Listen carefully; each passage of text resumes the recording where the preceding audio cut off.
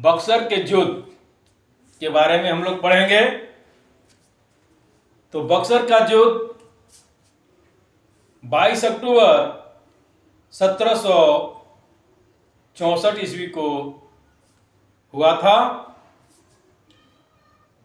इस युद्ध में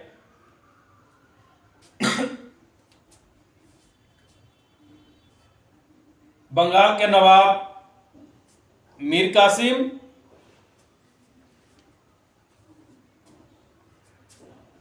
अवध के नवाब शुजा-उद-दौला और मुगल सम्राट शाह आलम द्वितीय की संयुक्त सैनिक और दूसरे पक्ष के ईस्ट इंडिया कंपनी के सैनिक, जिसका संचालन हेक्टर मुनरो कर रहा था। इन्हीं के बीच बिहार के बक्सर में यह युद्ध लड़ी गई थी, जिसमें नवाब के संयुक्त सैनिक की हार हुई थी और ईस्ट इंडिया कंपनी मुनरो की संधि, मुनरो की विजय हुई थी। इस युद्ध में ईस्ट इंडिया कंपनी के तरफ से लगभग 7,000 सैनिक लड़ रहे थे, जिसमें से 847 सैनिक चाहे उन्होंने घायल हो गए या मृत्यु हुए, जबकि नवाबों की सैनिक लगभग 2000 घायल और मृत्यु हुए थे। अब बात रही कि आखिर ये युद्ध क्यों हुआ। तो इसके पीछे जब 1757 में मीर जाफर बंगाल के नवाब बना था, तब उन्होंने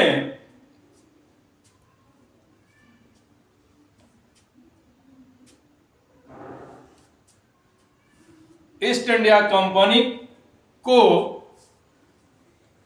ये वचन दिया था कि जो भी शर्तें ईस्ट इंडिया कंपनी रखेंगे उसको मैं पूरा करूंगा। ठीक है। तब इसी आधार पर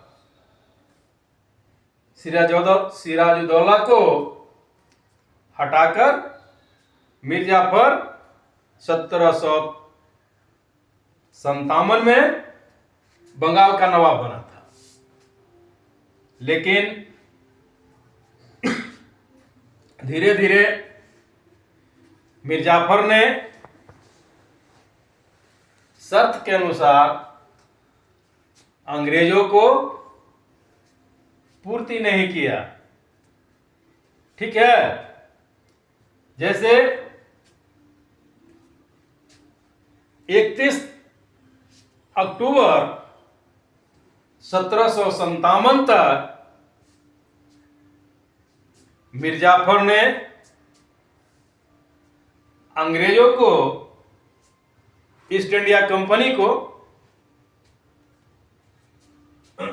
72,71,660 रुपया एक किस्त में दिया। फिर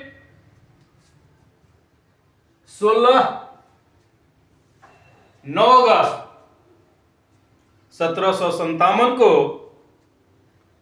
16,55,358 रुपया दिया। फिर 30 अगस्त 1757 को 15,99,731 के सोना या हीरे जवाहरात और कुछ नगद दी। इसके बाद बाकी शेष राशि 3 साल में उनको देना था। ठीक है, 3 साल में 6-6 महीना पर किस्ती बांध दिया गया कि प्रति 6 महीना आपको देना है। 3 साल में पूरी जो भाई शर्त के अनुसार जो राशि हुई थी वो पूरा कर देना है। लेकिन ये 3 किस्त में ही मीर जाफर के कोष खाली हो गया था। यहां तक कि उसे अपने कर्मचारियों को, ठीक है, किसको, अपने कर्मचारियों को, सैनिकों को वेतन देने के लिए भी राशि नहीं बची थी। ठीक है, तब इसके विरुद्ध ईस्ट इंडिया कंपनी हो गया और जब इसके विरोध हो गए, इसकी आभास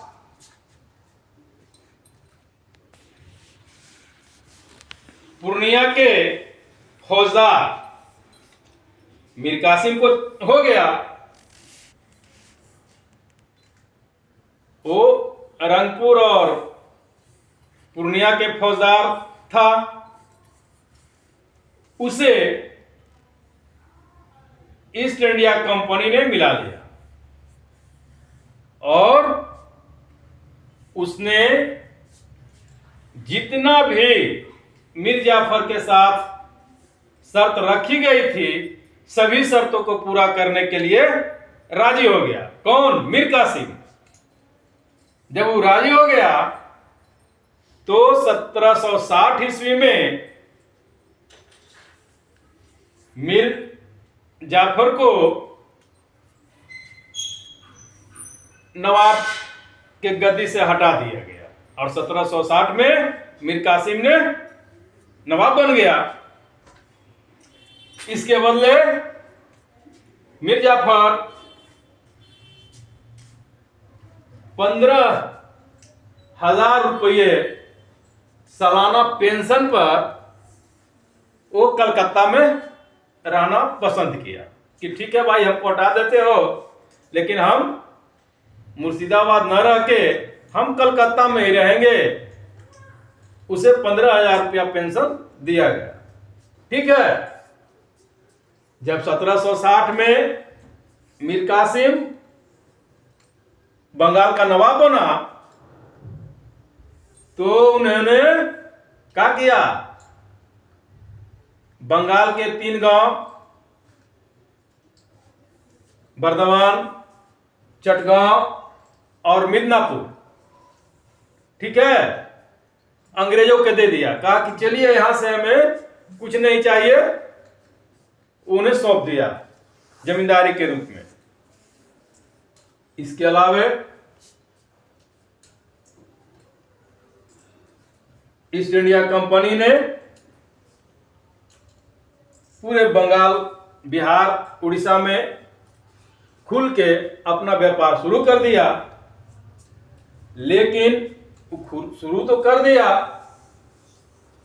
और मीर कासिम बहुत चतुर था। अलीवर्दी खां के बाद में मीर कासिम को बहुत चतुर माना गया था। ठीक है, बहुत तेज तर्रार माना गया था। उसने भी, उसे रहा नहीं गया, अंदर अंदर कूदता था वो भी। ठीक है, और वो जानता था, ठीक है ना, उसने धीरे धीरे ईस्ट इंडिया कंपनी से विद्रोह करना शुरू कर दिया था और वो अपना मुर्शिदाबाद जो उसका राजधानी था वहां से वो दूसरी राजधानी वहां से हटा दिया, बंगाल से दूर कर दिया। अब कहां किया? बिहार के मुंगेर में। वो जानता था कि कभी न कि हम नजदीक में बंगाल के रहेंगे तो अब ईस्ट इंडिया कंपनी हम पर हमला कर देगा। ठीक है, इस तरह से वहां आया और इसने भी ईस्ट इंडिया कंपनी को अपना शर्त के अनुसार पूरा नहीं किया, तो फिर 1763 ईस्वी में इसे गद्दी से हटा दिया गया और जुलाई 1763 में मिर्जाफर को पुनः बंगाल का नवाब बनाया गया। ठीक है, और मिर्जाफर अकबका के वहां से भाग चले। मुंगेर से उन्होंने भाग चला कहा, तो जाकर इन्होंने 3 गो के संधि किया, बंगाल के अवध के नवाब और मुगल सम्राट से सहायता मांगे। ठीक है, और वही सहायता मांगते हैं तो फिर क्या होता है, युद्ध होता है। 22 अक्टूबर 1764 को युद्ध होता है। ठीक है, अब आई बात कि इससे ईस्ट इंडिया कंपनी जीत गई और उसने भारत के पूरी शक्ति के बारे में वो भाप गया। ठीक है, एक तरह से वो पूरा भारत पर विजय प्राप्त कर लिया और 1764 के युद्ध ही जो है जो ईस्ट इंडिया कंपनी को भारत में अपना शासन स्थापित करने में महत्वपूर्ण योगदान दिया। इसके तहत 1764 के युद्ध के बाद उन्होंने इलाहाबाद की संधि की। ठीक है, इलाहाबाद के संधि 12 अगस्त 1765 को एक संधि किया, दूसरा संधि 16 अगस्त 1765 के किया। ठीक, 12 अगस्त 1765 के संधि के तहत ईस्ट इंडिया कंपनी ने बंगाल, बिहार और उड़ीसा के पूरा राजस्व यानी दीवानी हासिल कर ली। ठीक है, किससे? आलमगीर द्वितीय से उन्होंने दीवानी ले ली और इसके बदले में आलमगीर द्वितीय को उन्होंने मात्र 36 लाख रुपया दिया सालाना। ठीक है, और 16 अगस्त 1765 के संधि के तहत सुजाउदौला से 50 लाख रुपया इन्होंने सालाना लिया। ठीक है, और बंगाल बिहार को उसे दूर जाने के लिए कहा, क्योंकि बार बार उसे बंगाल और बिहार पर उसे नजर रहता था। उतना ही नहीं, इलाहाबाद और कड़ी का क्षेत्र शाह आलम द्वितीय को दिया गया। ठीक है, फिर मिर्जाफर फरवरी 1765 में मिर्जाफर की मृत्यु हो जाती है। उसके बाद नजमुद्दौला को बंगाल का नवाब बनाया जाता है और मीर कासिम 8 मई 1777 को जालदौर रोग से ग्रसित होकर उनकी दिल्ली में मृत्यु हो जाती है। मिर्जाफर को एक तरह से भगोड़ा के रूप में बिना घर के इधर से उधर भटकते हुए जीवन जीना पड़ा। ठीक है, चलिए, थैंक यू, धन्यवाद।